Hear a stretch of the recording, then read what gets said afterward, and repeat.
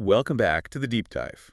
Now, usually we're sifting through a stack of late-breaking reports or, some dense academic journals. Yeah, but today is completely different. Completely different. We are taking a big step back in time. We've got our hands on a transcript of a legendary sermon. Delivered in the mid-1700s by George Whitefield, who was, one of the greatest orators of the First Great Awakening. That's right.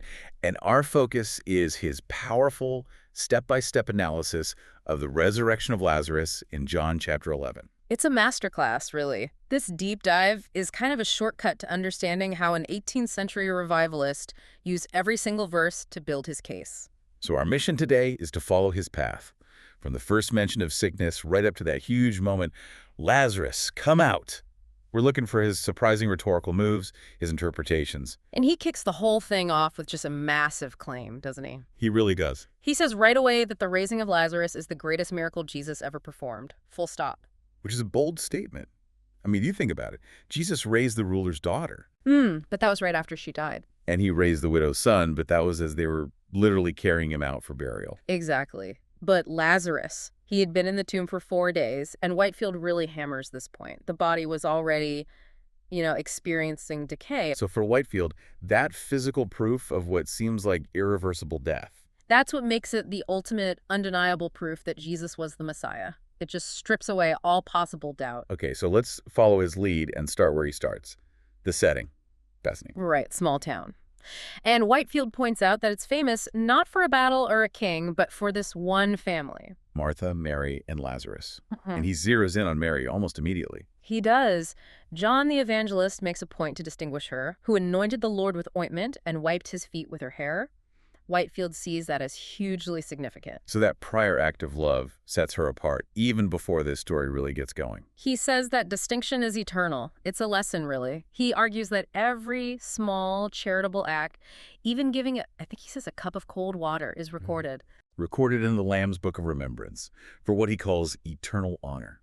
But he's clear it's a reward of grace, not something you earn like a wage. It's a powerful idea, but then he brings it right back down to earth. Right. Being close to Christ doesn't make this family exempt from sickness. Not at all. Time and chance happen to everyone. But for the believer, Whitefield argues, that suffering has a purpose. It's meant to soften and purify the heart. The Lord disciplines those he loves. And the sisters show this perfect balance. They called for a physician, they used the available means. They didn't just passively wait, but they also avoided what Whitefield calls the crime of King Asa, who sought only the doctors and not God.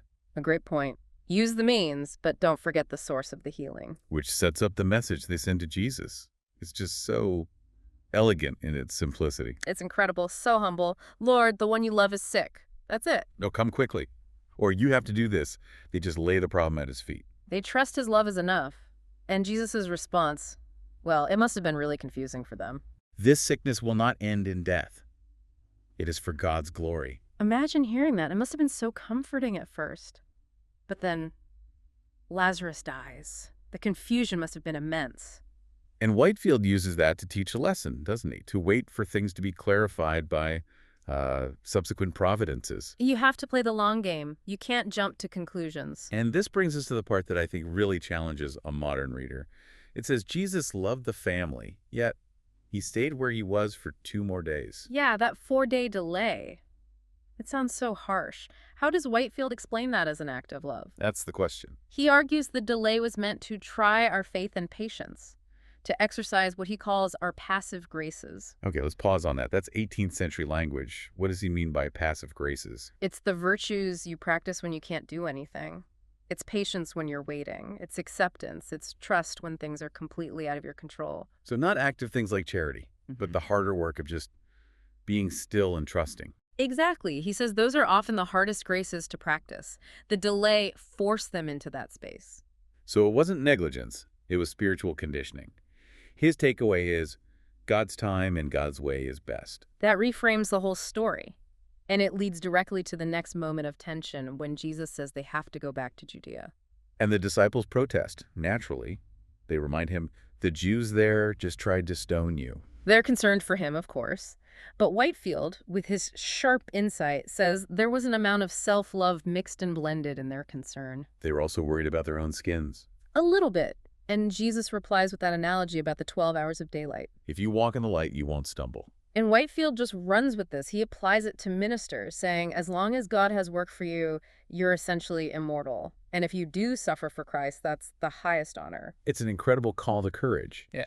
And from there, he pivots from the danger of death to the nature of death. Jesus says, our friend Lazarus has fallen asleep. And Whitefield is so careful here. He clarifies that for a lover of Jesus, death isn't the end. It's only a sleep and a refreshing one, too. Believers only sleep. They don't truly die. But the disciples, of course, they miss the metaphor completely. They think he's just talking about a nap. So Jesus has to be blunt. Lazarus is dead. Which brings us to Thomas. Yes, Thomas. His response is so passionate. Let us also go that we may die with him. And Whitefield loves this. Yeah. While we often remember Thomas for his doubt later on, Whitefield sees this as the speech of a Christian hero. Not despair, but loyalty. Fervent, self-sacrificing loyalty. A man ready to follow his master into the heart of danger. It's a powerful reading of that moment. That heroic loyalty sets the stage for their arrival in Bethany. Lazarus has been in the tomb 4 days. And Whitefield paints the scene. Bethany is close to Jerusalem. So many devout, wealthy Jews had come to comfort the sisters. He praises this, calling it an essential branch of true and undefiled religion. Visiting those in mourning, it was a core duty. And then Martha comes out to meet Jesus, and she says those words, Lord, if you had been here, my brother would not have died. Wow. It sounds so much like an accusation, doesn't it? A critique of his timing. It is, absolutely. And Whitefield dissects it as this perfect mixture of faith and unbelief. How so? The faith is her belief in his power. She knows he could have healed him.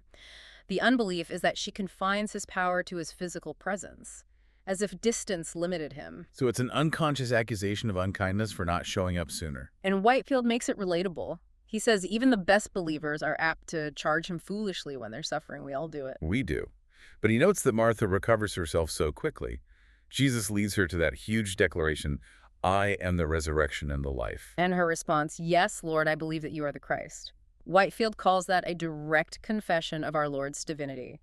She goes from implied accusation to full affirmation. Then we get to Mary. Martha goes to get her in secret. The Master is here and is asking for you.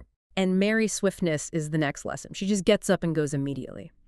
Whitefield turns this into a direct plea to his listeners, the poor sinners, to arise quickly like she did. Don't linger in your despair. Exactly.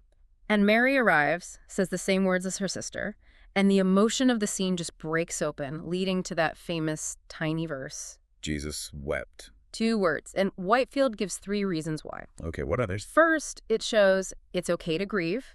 It's not a sin to cry for a friend. It validates our human sadness. That's comforting. Second, he says Jesus wept over the havoc sin had made over death itself.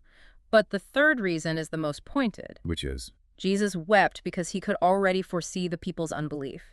He knew that even after this unbelievable miracle, many would just harden their hearts against him. So it's not just sympathy, it's divine sorrow over human stubbornness. That's the core of it. And this all culminates at the tomb, a cave with a stone over it. Jesus says, take away the stone. And Martha objects again.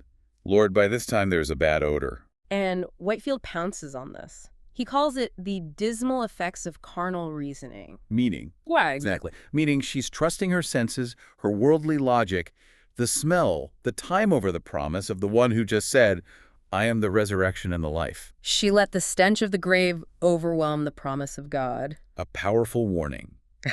But then, before the command, Jesus looks up and gives thanks. And Whitefield points out that he was praying silently, groaning in the Spirit. And he uses that to comfort people, right? Beautifully, he reassures the weak but real Christians who feel they can't pray because they don't have a great flow of words. He says the heart often prays best when it can speak least. And then the climax.